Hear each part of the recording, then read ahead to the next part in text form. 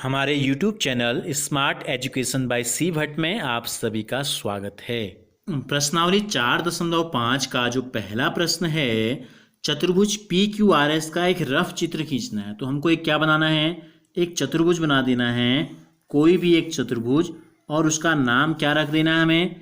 इसका नाम हमको दिया गया है PQR और S। ठीक हो गया। तो क्या नाम कैसे लिखते हैं, देखो सबसे पहले तो नाम लिखना सीखिए। आप क्या करते हैं, बी हमने यहाँ लिखा, तो या तो हमको इस दिशा में जाना है ऐसे, या हमको इस दिशा में जाना है ऐसे, या क्लॉकवाइज या एंटी क्लॉकवाइज, एक ही दिशा में हमको क्रम से चलना है।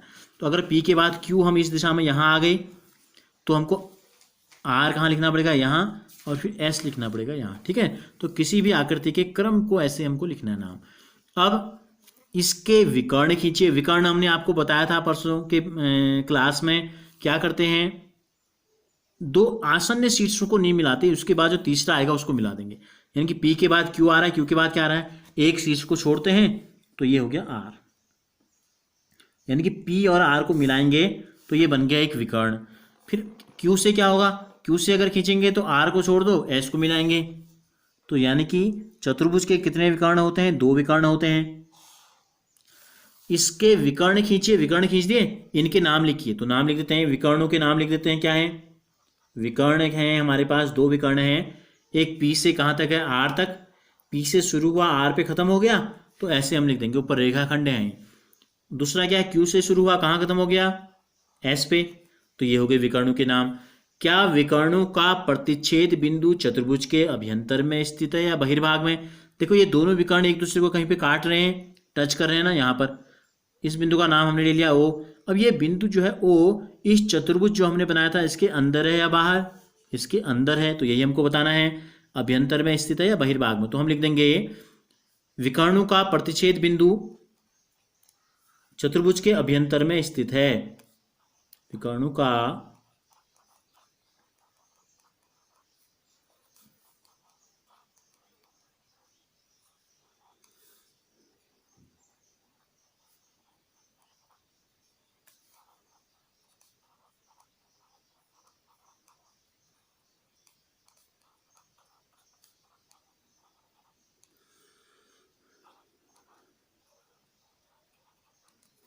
ठीक हो गया। तो ये दो चीजें हमसे पूछी थी, अभ्यंतर या बहिर्भाग, कहाँ स्थित है, अंदर स्थित है। अब इसका जो दूसरा प्रश्न है, एक चतुर्भुज KLMN का एक रफ आकृति, हमको फिर एक चतुर्भुज बनाना है, हमें फिर एक चतुर्भुज बनाना है। कैसा भी हो सकता है चतुर्भुज, ये हमने ले लिया एक चतुर्भुज इस प्रकार का। नाम क्या रखना है इसका, इसका जो नाम हमें लिखना है KLMN। तो यहां से शुरू किया हमने, KLMN हमने इसका नाम रख दिया। अब पहला जो प्रश्न क्या पूछा है, सम्मुख भुजाओं के दो युग्म। देखो चार भुजाएं होती हैं, तो दो भुजाओं को हम बोलते हैं सम्मुख भुजाएं, यानी कि आमने सामने की भुजाएं। ये देखो KL एक भुजा, वैसे तो चार भुजाएं कौन कौन सी, पहले चार भुजाओं को हम देख लेते हैं। देखो KL 1, LM 2, MN 3 और N के चार भुजाएं हैं। KL के ये MN जो है इसके बगल में है, और N के भी जो है इसके बगल में है, तो जो बची वो इसके सामने में हो जाएगी। तो KL के सामने क्या है, MN। सम्मुख भुजाओं के दो युग्म बना लेते हैं हम यहाँ। ये ले लेते हैं एक युग्म नंबर एक, युग्म नंबर एक क्या है, KL, वो इसके सामने कौन सी भुजा है, MN, या K के सामने कहाँ से, इस दिशा से शुरू कर रहे हैं इधर को, तो यहीं से इसको भी शुरू कर देते हैं, NM। ठीक हो गया। और दूसरा युग्म ले लेते हैं,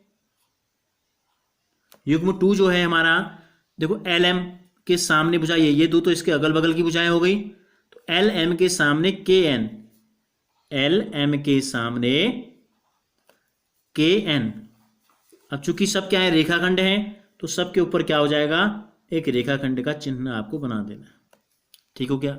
अब सम्मुख कोणों के दो युग्म हमको बताने हैं। तो देखो कोण कितने होते हैं, चतुर्भुज के चार कोण है, 1 2 1, ये दूसरा कोण, ये तीसरा कोण, 3 लाइन बना देते हैं, और ये चौथा कोण है, तो इसमें 4 लाइन हमने बना दी। ठीक है। सम्मुख कोण, देखो ये दो कोण जो हैं अगल बगल, यहां भी मैं आपको बताऊंगा, यहां डी में भी हमसे पूछा है, क्या पूछा, आसन्न कोणों के दो युग्म। तो एक ही भुजा के दो छोरों पर जो कोण बनते हैं ये आसन्न कोण कहलाते हैं। ठीक है, ये दो आसन्न हैं, ये दो आसन्न है, ये दो आसन्न है, ये दो। तो आसन्न के अलावा जो बचेगा, तो के का आसन्न एन भी है, के का आसन्न एल भी है, तो बचा क्या, के सामने एम। ये कहलाते हैं सम्मुख कोण। तो कोण के दो जोड़े हम बना देते हैं। नंबर 1 ऐसे लिख देते हैं, कोण के और कोण एम, कोण के व कोण एम एक युग्म ये हो गया। दूसरा जो युग्म है एल के सामने एन, कोण एल बराबर कोण एन। आसन्न भुजाओं के दो युग्म हमसे पूछे हैं, तो आसन्न भुजाएं क्या होती हैं, ऐसी भुजाएं, दो चिपकी भी आप कह सकते हैं, दो जुड़ी हुई भुजाएं, या दो ऐसी भुजाएं जिनका एक शीर्ष कॉमन हो। जैसे के एल और एल एम दो भुजाएं हैं, देखो ये बिंदु एल जो है ये दोनों में कॉमन है, तो ये कहलाती हैं आसन्न भुजाएं। तो एक युग्म हम लिख देते हैं के एल, इसके ऊपर रेखाखंड बना देते हैं, और एल एम। देखो एल क्या है, दोनों में कॉमन है ना, तो एक शीर्ष दोनों में कॉमन होना जरूरी होता है, तब ये कहलाती हैं आसन्न भुजाएं। एक ले लेते हैं एम एन, एम के साथ एन ले लेते हैं, और एन से दूसरी भुजा कौन सी चिपकी है, जुड़ी है, एन की, तभी एक बिंदु कॉमन आएगा। तो ये दो हो गए आसन्न भुजाएं। आसन्न कोण मैंने आपको भी बताया कि एक चतुर्भुज की या किसी भी बहुभुज की एक भुजा के दोनों कोनों पे जो कोण बने रहते हैं ये आसन्न कोण कहलाते हैं। ये के है, ये एल है। अगर के एल भुजा अगर हम ले लें तो एक जोड़ा जो हो जाएगा कोण के व कोण एल का। अगर इस भुजा को ले लें तो एल और एम भी क्या है, दूसरा जोड़ा जो हो गया कोण एल व कोण एम का हो गया। तो इसी प्रकार से अन्य आसन्न कोण भी आप निकाल सकते हैं। ठीक हो गया। तो ये हो गया आपका चतुर्भुज की बारे में जानकारी जो आपसे पूछी गई थी।